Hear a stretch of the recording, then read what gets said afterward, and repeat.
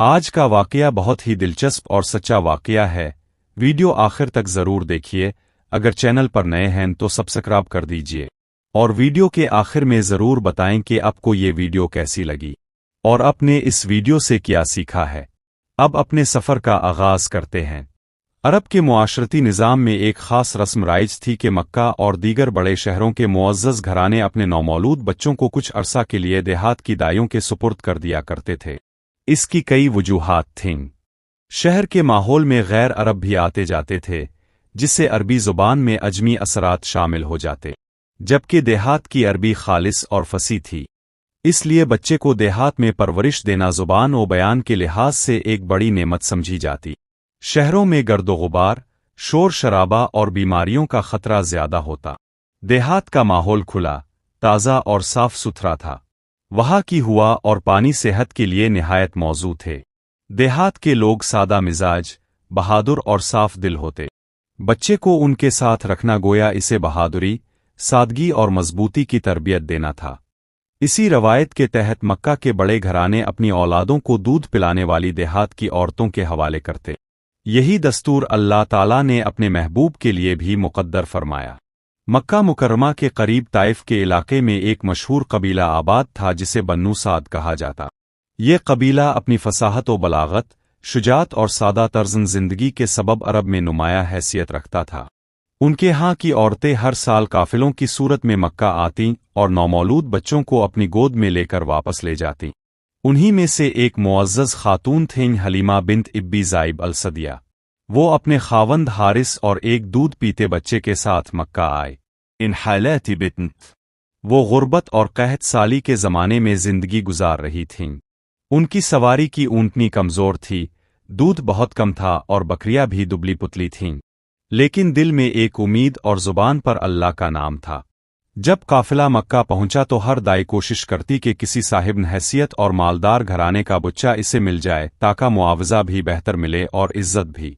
حلم سعد بردروازر امر قسمت انسواتا درت ہر بچہ کسی اور نے لے لیا۔ وخود بانرت ہمیں ایک یتیم بچہ بھی پیش کیا گیا جس کا باپ عبداللہ انتقال کر چکے تھے۔ بمحمد تا ہم سب نے اسے اس لیے لینے سے گریز کیا کہ یتیم بچہ ہمیں کیا دے گا، اس کی ماں کے پاس زیادہ مال نہیں۔ یوں ایک ایک کر کے سب عورتیں کسی نہ کسی بچے کو لے کر واپس ہونے لگے اور آخر میں حلیمہ کے حصے میں کوئی نہ آیا۔ ان کے دل میں اداسی تھی کہ خالی ہاتھ گاؤں کیسے جائے۔ حلیمہ سدیہ نے سوچا کہ کیوں نہ اس یتیم بچے کو ہی لے لوں جسے کوئی لینے پر آمادہ نہیں۔ چنانچہ وہ اپنی سواری کے ساتھ حضرت امنہ کے دروازے پر پہنچی۔ سامنے ایک نورانی چہرے والی خاتون تھیں جن کی گود میں ننھا سا بچہ آرام سے لیٹا ہوا تھا۔ بوعمبا بالسد الاولن والآخرن رحمت للعالمن حضرت محمد مصطفیت حلیمہ سدیہ نے کہا، ایامن اگر آپ اجازت دے تو میں اس بچے کو اپنی گود میں لے جاؤ۔ حضرت امنہ کے چہرے پر مسکراہٹ آئی۔ ان کے دل کو تسلی ہوئی کہ آخرکار ان کے لال کو کوئی لے جانے پر راضی ہوا۔ انہوں نے فرمایا، یہ اللہ کی امانت ہے، اس کی حفاظت کرنا اور محبت سے پالنا۔ یوں حلیمہ سدیہ حضور کو اپنی آغوش میں لے آئے۔ پہلی برکت، کمزور اونٹنی کا دودھ سے بھر جانا۔ حلیمہ بیان کرتی ہیں کہ جیسے ہی میں نے حضور کو اپنی گود میں لیا اور انہیں دودھ پلایا تو وہ اتنے سکون سے دودھ پینے لگے کہ مجھے حیرت ہوئی۔ اس کے بعد جو پہلا معجزہ ظاہر ہوا وہ یہ کہ میری وہ کمزور اونٹنی جس پر ہم سوار ہو کر آئے تھے اور جو کئی دن سے بالکل لاغر تھی، اچانک تروتازہ ہو گئی۔ اس کے تھن دوغ سے بھر گئے اور ہم سب نے سیر ہو کر دودھ پیا۔ میرا شور حارثل حلم یہ بچہ بڑی برکت والا ہے۔ ہمیں تو ایسا لگتا ہے کہ ہمارے گھر کی قسمت بدل گئی ہے۔ جب قافلہ بنو سعد کی طرف واپس روانہ ہوا تو حلیمہ سدیہ کی اونٹنی سب سے آگے نکل گئی، حالانکہ وہ سب سے پیچھے رہنے والی تھی۔ دوسری عورتیں حیرت سے پوچھنے لگے، حلم کیا یہ وہی اونٹنی ہے جس پر تم آئی تھیں؟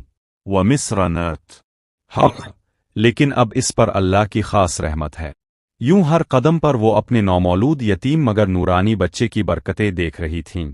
بنو سعد کی بستی قحط سالی کی لپیٹ میں تھی۔ گھروں میں بھوک تھی، بکریاں دبلی تھیں اور کھیت ویران تھے۔ مگر جیسے ہی حلیمہ سدیہ حضور کو لے کر اپنے گھر آئی، उनके घर में खुशहाली के दरवाजे खिल गए। उनकी बकरियां शाम को सबसे पहले वापस आती और दूध से भरी होती। खेतों में सब्जा उगने लगा। उनके पास इतना दूध हो गया कि पूरा खानदान पेट भर कर पीने लगा। कबीले के लोग हैरत से कहते, ए हलीमा, लगता है तुम्हारे पास कोई आसमानी खजाना आ गया है। वो मुस्कुरा कर अपने दिल में सोचती, ये बुच्चा खजाना नहीं बल्कि अल्लाह की सबसे बड़ी नेमत है। बचपन ही से हुजूर में ऐसी खुसूसियात थीं जो किसी और बच्चे में ना देखी गईं। आप हमेशा मुस्कुराते, रोते नहीं थे। खेलने कूदने में भी संजीदगी और वकार नुमाया था। आपका चेहरा नूर से दमकता था, गोया अंधेरी रात में चिराग रोशन हो। आप कभी जिद ना करते, कभी शोर ना मचाते। हलीमा सदिया अक्सर अपने शौहर से कहती, मुझे लगता है ये बुच्चा कोई आम बुच्चा नहीं, इसमें कुछ खास बात है। वक्त गुजरता गया और हलीमा सदिया हुजूर से इस कदर मोहब्बत करने लगे जैसे अपनी जान से भी ज्यादा। वो कहती, मोहम्मद मेरे दिल के टुकड़े हैं, अगर उनसे एक पिल की जुदाई भी हो तो मेरा जी घबरा जाता है। उनके अपने बच्चे भी हुजूर से मानूस हो गए थे। उनके घर में सुकून, खुशबू और बरकत का अजब सा आलम था। जब से हुजूर हलीमा सदिया के घर तशरीफ लाए, पूरे घर की काया पलट गई। वही घर जो पहले गुर्बत और फाके की तस्वीरें पेश करता था, अब खुशहाली और सुकून का मरकज बन गया। दूध देने वाली बकरियां हर रोज शाम को पेट भर कर वापस आतीं और उनके थन दूध से लबरेज होते। खेतों में हरियाली और सब्जा उगने लगा, हालांकि बारिश कम थी। कबीले के बाकी लोग हैरान रह जाते कि हमारे खेत सूखे पड़े हैं, मगर हलीमा के खेत सरसब्ज हैं। हमारी बकरियां दुबली पुतली हैं, मगर हलीमा की बकरियां तरोताज़ा हैं। ये सब कुछ इस नूरानी बच्चे की बरकत थी जो उनके घर में मौजूद था। हुजूर बचपन ही से दूसरों से मुख्तलिफ थे। हलीमा सदिया खुद बयान करती हैं, जब भी मैं उन्हें गोद में लेती तो दिल को अजब सुकून और ठंडक मलती। उनके चेहरे की रोशनी कमरे को मुनव्वर कर देती। अब कभी जिद ना करते, ना रोते, ना शोर मचाते। खेलने कूदने में भी वकार और संजीदगी नुमाया रहती। अब बचपन में ही साफ सुथरे रहते, कभी मील का चल नहीं लगती। नींद में भी सुकून और नूर झलकता था। ये सब देखकर हलीमा और उनके शौहर अक्सर कहते, ये बुच्चा अल्लाह का खास बंदा है, इसकी शान आम बच्चों से जुदा है। देहात में परवरिश का एक मकसद ये भी था कि बच्चे को फसी अरबी ज़ुबान सीखने का मौका मिले। हुजूर ने बन्नू साद की फसी ज़ुबान ऐसी अपनाई कि पूरी उम्मत आज तक इस पर फ़ख्र करती है। कुरान मजीद में जो फसाहत व बलागत है, इसकी बुनियाद बचपन ही से रखी जा रही थी। हुलमा साद। मोहम्मद कभी आम बच्चों की तरह बेमानी बातें नहीं करते थे। उनकी हर बात में संजीदगी, सच्चाई और खूबसूरती होती। बचपन में ही हुजूर पर एक अजीम मोजिज़ा ज़ाहिर हुआ जिसे शिक सदर कहा जाता है। रवायत है कि हुजूर और उनके रज़ाई भाई सहराक में खेल रहे थे कि अचानक दो सफ़ेद पोश फरिश्ते आए। उन्होंने हुजूर को ज़मीन पर लुटाया, सीना चाक किया और दिल को निकाल कर बर्फ़ के पानी से घोया। फिर दिल में से एक सियाह धब्बा निकाला और कहा, ये शैतान का हिस्सा था जो हमने निकाल दिया। फिर उन्होंने दिल को नूर से भर दिया और वापस सीने में रख दिया। रज़ाई भाई भागते हुए घर पहुंचे और हलीमा सदिया से कहा, मोहम्मद के साथ कुछ अजीब हुआ। दो आदमियों ने उन्हें ज़मीन पर लिटा दिया और सीना खोल दिया। हलीमा और उनके शौहर घबराहट में दौड़ते हुए वहां पहुंचे तो देखा कि हुजूर का चेहरा नूर से जगमगा रहा था, लेकिन वो बिल्कुल सही सलामत थे। हलीमा के दिल में खौफ भी पैदा हुआ और मोहब्बत भी और बढ़ गई। वो समझ गईं कि ये बुच्चा आम नहीं बल्कि अल्लाह का चहीता है। जब ये खबर कबीले में फैली तो लोग तरह तरह की बातें करने लगे। कुछ ने कहा कि ये बुच्चा ज़रूर किसी आसमानी मखलूक का महबूब है। कुछ ने कहा कि इस पर जादू हुआ है, और कुछ ने कहा कि ये अल्लाह की खास निशानी है। मगर हलीमा सदिया का दिल गवाही देता था कि ये सब कुछ खैर और बरकत का पेश खैमा है। शिक सदर के वाक़ये के बाद हलीमा सदिया को डर लगने लगा कि कहीं ये बुच्चा किसी बड़ी आजमाइश में ना आ जाए। उन्होंने सोचा कि बेहतर है मोहम्मद को उनकी माँ के पास वापस कर दिया जाए। चुनांचे वो हुजूर को लेकर मक्का पहुंची और हज़रत इम्ना को सारा माजरा सुनाया। हज़रत इम्ना ने बड़ी तसल्ली के साथ कहा, तम विब्रात्यु हुलिम मिराब वआमबन। जब मैं उनके साथ हामिला थी तो मुझे अजीब गरीब बशारतें दी गईं। फरिश्तों ने कहा कि ये बुच्चा अल्लाह का नबी होगा। ये सुनकर हलीमा सदिया को कुछ इत्मीनान हुआ, मगर फिर भी वो दिल ही दिल में सोचती रही कि इस बच्चे की हिफाजत सबसे बढ़कर है। कुछ अरसे बाद हलीमा सदिया ने दोबारा मोहम्मद को अपने पास ले जाने की दरखास्त की। उनके दिल को सुकून ना मिलता जब वो हुजूर को अपनी आगोश में ना देखती। हज़रत इम्ना ने ये जानते हुए कि हलीमा की मोहब्बत सच्ची है, इजाज़त दे दी। यूं हुजूर दोबारा बन्नू साद के पास तशरीफ़ ले गए और मज़ीद चंद साल वहाँ परवरिश पाई। हुजूर की मौजूदगी का असर सिर्फ हलीमा सदिया के घर पर नहीं था, बल्कि पूरे गांव पर था। लो, जब से मोहम्मद हमारे दरमियान हैं, बारिश ज़्यादा हो रही है, खेत सरसब्ज हैं और माहौल में बरकत है। यही वजह थी कि पूरा कबीला हुजूर से मोहब्बत करने लगा। हुजूर बचपन ही से अपनी आदत से सबको हैरान करते। أم شصاف سترنت أحالات سباو खाने में शुक्रगुजार रहते, कभी शिकायत ना करते। توقت بجانرت दूसरे बच्चों को मारने आतंक करने के बजाय उनकी मदद करते। حلم سعد मोहम्मद के साथ वक्त गुजारना गोया जन्नत में रहने के बराबर था।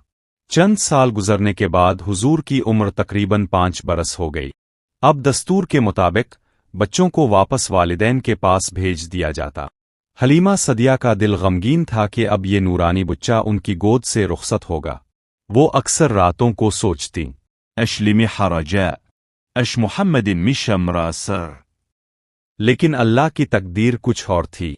जब हुजूर की उम्र तकरीबन 5 बरस की हुई तो दस्तूर के मुताबिक दूध पिलाने वाली माएँ अपने परवरदा बच्चों को वापस उनके वालिदैन के पास ले जाती थीं।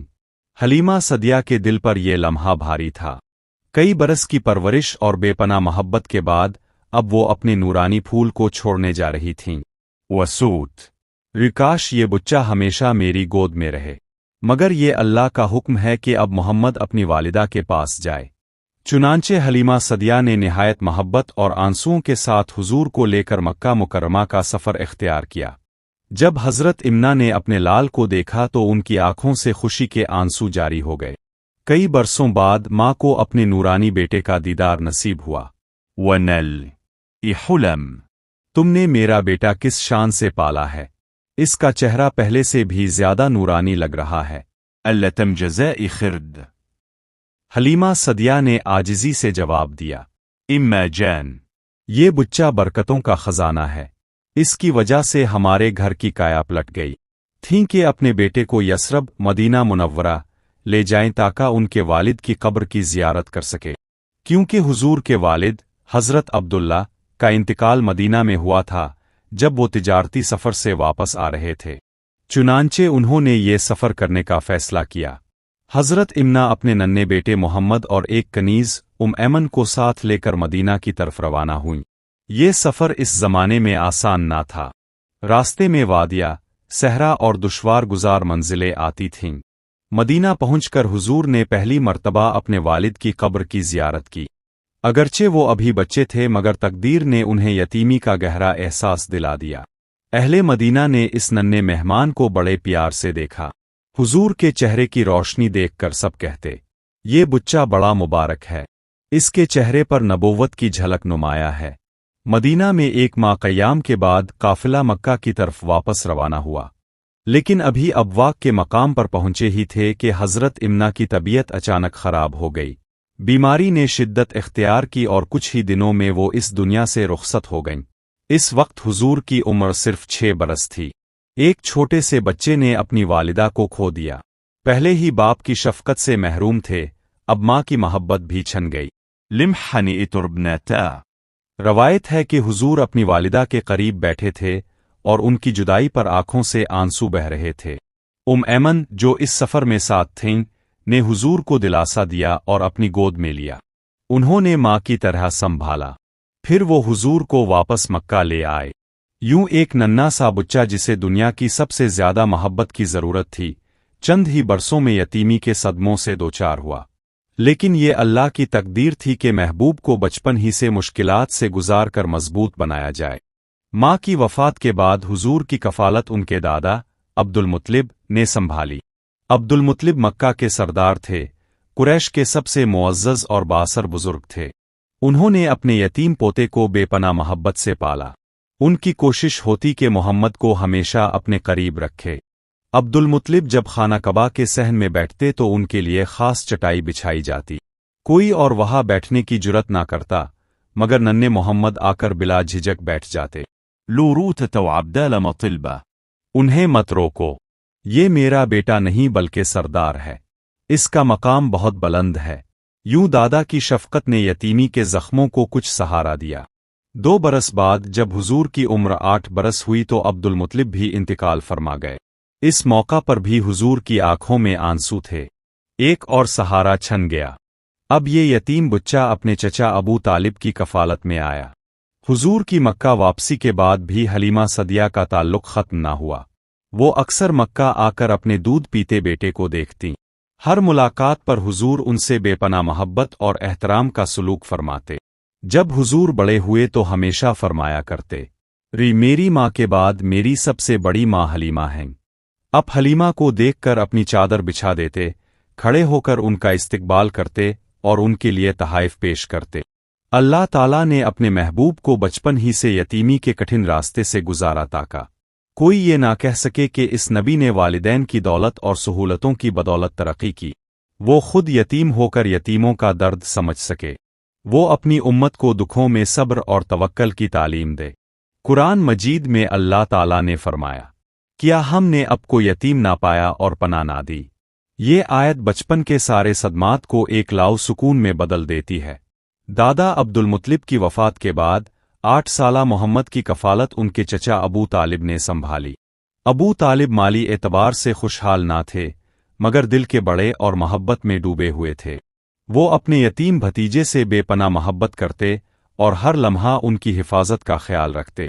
अबू तालिब अक्सर कहा करते, ये मेरा भतीजा आम बच्चों जैसा नहीं है, मैं देखता हूं कि इसके हर काम में बरकत और नूर है। यूं हुजूर की जिंदगी का एक नया दौर शुरू हुआ। अबू तालिब ने अपने महदूद वसाइल के बावजूद हुजूर को कभी महरूम ना रहने दिया। वो जहां जाते हुजूर को साथ रखते। इस तरह हुजूर को अमली जिंदगी के तजर्बात जल्दी मिलने लगे। बचपन में ही बकरियां चराईं ताका मेहनत की आदत पैदा हो। तिजारत के काफिलों के साथ जाने लगे ताका दुनिया का मुशाहिदा हो।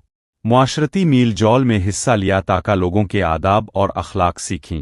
हुजूर ने उन सब मराहिल में आला अखलाक, सच्चाई और ईमानदारी का मुजाहरा किया। हलीमा सदिया का दिल हमेशा अपने रज़ाई बेटे की तरफ खिंचा रहता था। वो अक्सर मक्का आकर अब की ज़ियारत करतीं। हुजूर भी उनके साथ निहायत अदब व एहतराम का बर्ताव फरमाते। एक मर्तबा जब मक्का में कहत पड़ा तो हलीमा सदिया हुजूर से मिलने आए।